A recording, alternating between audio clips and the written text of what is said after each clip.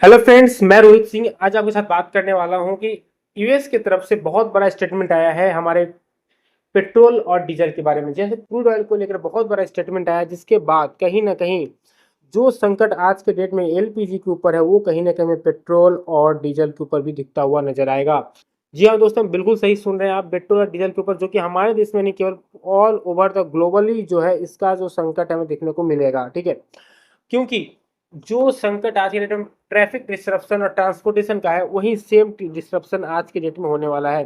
क्या चीजें हैं, पहले उसके बारे में बात कर लेते हैं। उसके पहले बता दूं आपको कि हम आज थोड़ा सा पहले आपको क्रूड ऑयल के प्राइसेस दिखाने की कोशिश करते हैं। क्रूड ऑयल की प्राइसेस अगर आपको मैं दिखाऊं तो कहीं ना कहीं आप देखो तो हमारा जो युद्ध चालू होने से पहले 27 फरवरी को देखिए, 27 फरवरी को जो आपका प्राइस कितना था, 72 रुपए 72.29 डॉलर। ओके, और युद्ध चालू होकर लगभग हमने देख रहे लगभग 2 महीने होने को है, और आज के डेट में ये जो प्राइसेस है वो है आपका कितना, $105। जी हाँ, $105 एक लगभग प्राइसेस हमें देखने को मिल रही है। ओके, तो अब $105 जो प्राइसेस हमें देखने को मिल रही है, तो कहीं ना कहीं 33 प्रति डॉलर जो है, $33 प्रति बैरल जो इजाफा है, वो कहीं ना कहीं इम्पैक्ट करने वाला है हमारे हमारे जो कंपनीज है, ऑयल कंपनीज है, और जो हमारे प्रोडक्शन के अंदर। ये तो हो गई पहली बात। दूसरी बात, स्टेटमेंट के बारे में बात करते हैं। चलिए, वो तो ठीक है। अच्छा, उसके पहले एक और आपको दिखा देते हैं कि आपका जो WTI जो है उसका क्या रेंज है।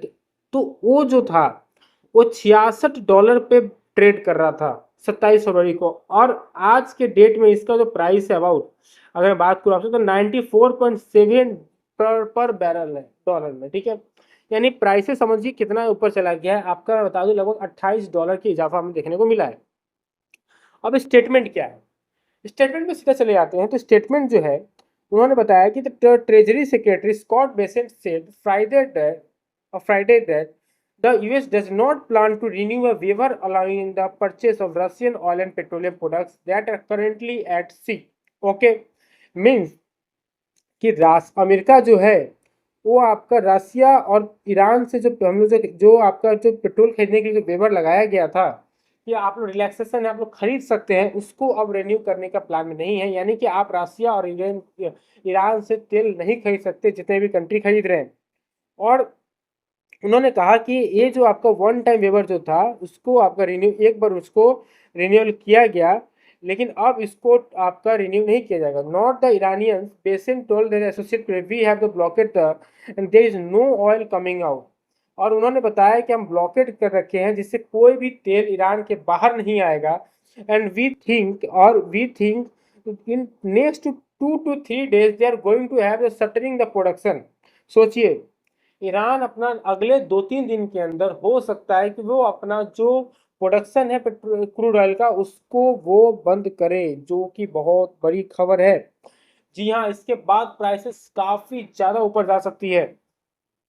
उसके बाद उन्होंने बताया है कि start shuttering production and which will be very bad for their wall sorry wells, जो कि उनके कुआ के लिए भी अच्छा नहीं है। उसके साथ ही उन्होंने बताया है कि basement student comment the world is over the US-Israeli war in Iran, and global energy markets have been incendiated by the closure of the Strait of Hormuz. Already पता है कि यूएस और इसराइल के वॉर के कारण state of हॉर्मस के जो चक्कर, इसके कारण कहीं ना कहीं ग्लोबल एनर्जी मार्केट के अंदर भी काफी ज्यादा मतलब डिसरप्शन है ऑलरेडी। उसके बाद भी ऐसी जो चीजें हो रही है अमेरिका की तरफ से, कहीं ना कहीं बहुत ज्यादा मतलब लोगों को पैनिक में डालने वाली स्थिति है।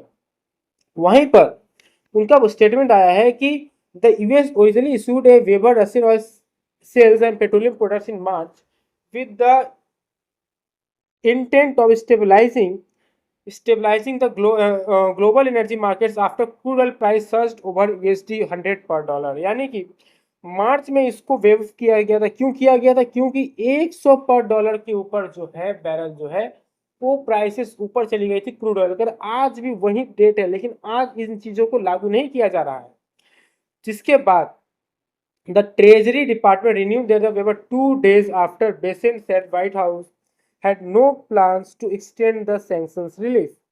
जिसके बाद एक बार और इसको रिन्यू किया गया था, जहां पर पहले तो 2 दिन पहले बेसेंट ने आपका बोला था कि कहीं ना कहीं व्हाइट हाउस में उन्होंने बोला था कि अब वेव का कोई भी प्लान नहीं है, लेकिन उसके आफ्टर 2 days जो है सैंक्शंस को फिर से रिलीफ किया गया था।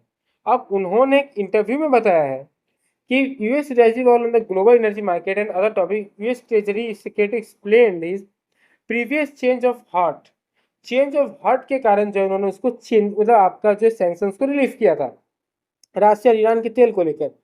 अब the Bessent said that during the World Bank and International Monetary Fund's meeting last week, more than 10 of the most vulnerable and poorest country came to me and said, can you help?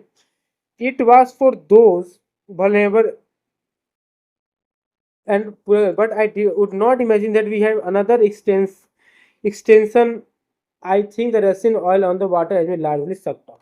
Okay, means उनका statement क्या है कि मेरे पास 10 ऐसी बहुत गरीब और घटिया देश हमारे पास आके रिक्वेस्ट करती है कि आप क्या हमारी कुछ मदद कर सकते हैं, तो आपका आई वुड नॉट। उसके बाद उन्होंने एक्सटेंशन दिया था, जिसके कारण एक स्टेटमेंट ऐसा भी जारी हुआ था, जिसके कारण अभी आपको पता है कि कल के डेट में स्टेटमेंट जारी हुआ था कि अमेरिका की साइड से बोला गया था कि घटिया, और इस जिसमें भारत का भी नाम था। जिसके बाद अमेरिकन जो एम्बेसी है, अमेरिकन एम्बेसी जो इंडिया में सिचुएटेड है, उन्होंने आपका स्टेटमेंट जारी करके बोला कि India is a great country. Okay, जी हाँ।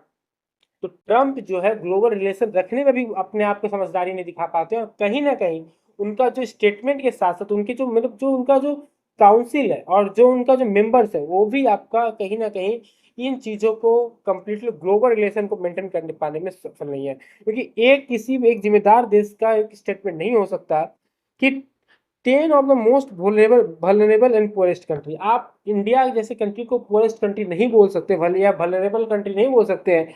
इंडिया का मार्केट आज कहीं ना कहीं बहुत बड़ा है, जिसके कारण आज के डेट में आपको बड़े बड़े कंपनियों को भी आना पड़ता है हमारे इंडियन मार्केट के अंदर प्रोडक्ट को सेल करने के लिए। और कहीं ना कहीं एप्पल ने भी made in India he choose किया है ओवर द अमेरिका, क्योंकि अमेरिका में जो है प्रोडक्शन कॉस्ट काफ़ी ज़्यादा हाई है और इंडिया के अंदर प्रोडक्शन कॉस्ट काफ़ी ज़्यादा कम है। और आपने एप्पल जैसी कंपनी को भी आपने जो है आपने अपने धमकी के थ्रू सोचा था वो जो मैन्युफैक्चरिंग प्लांट है उसको शिफ्ट करके अमेरिका लेके चली जाएगी, लेकिन कहीं ना कहीं हमें एप्पल जो है अपने स्टेटमेंट पे जारी था, अपने चीज़ों पे जारी था, अपने टर्म्स के ऊपर जारी था। कहीं ना कहीं आपके मुंह पर भी बहुत बड़ा तमाचा है। तो अब देखने वाली बात यह है कि मंडे तक क्या इसके पहले और कोई स्टेटमेंट आता है मार्केट सुधारने के लिए, क्योंकि अगर आपके पास थोड़ा भी अगर सेंस हो, मैं बोलता हूं तो नॉर्मल सी बात है कि जब $100 के ऊपर जाने के कारण आपने इनके सेक्शंस को रिलीफ किया था, तो आज तो हमारा जो है वो $105+ चल रहा है। तो आपको आज इसको आपको रिन्यू करने में क्या प्रॉब्लम है? कहीं ना कहीं आप जो है पूरी दुनिया को परेशान करके अपना फायदा देख रहे हो, और आप देख रहे हो कि यहाँ आप अपना बिजनेस कर सको। अब बड़ी बात यह है कि ईरान और रसिया से जो का जो मेन जो जो परचेसर है ना, वो है आपका इंडिया।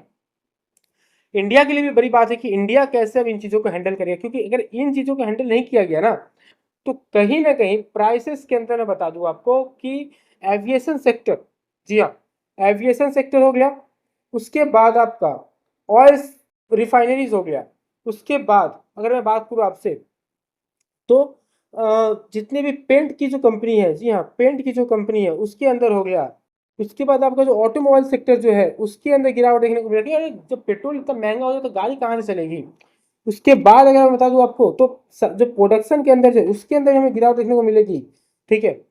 उसके बाद जितने भी हमारे डेली ग्रोसरीज होते हैं ना, उसका जो सेल के अंदर डिस्ट्रप्शन देखने को मिलेगा, क्योंकि प्राइसेस काफ़ी ज़्यादा ऊपर चली जाएगी।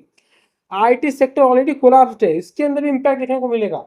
इन सारे चीज़ों को जो है वो हैंडल हम लोग संभाल नहीं पाएंगे।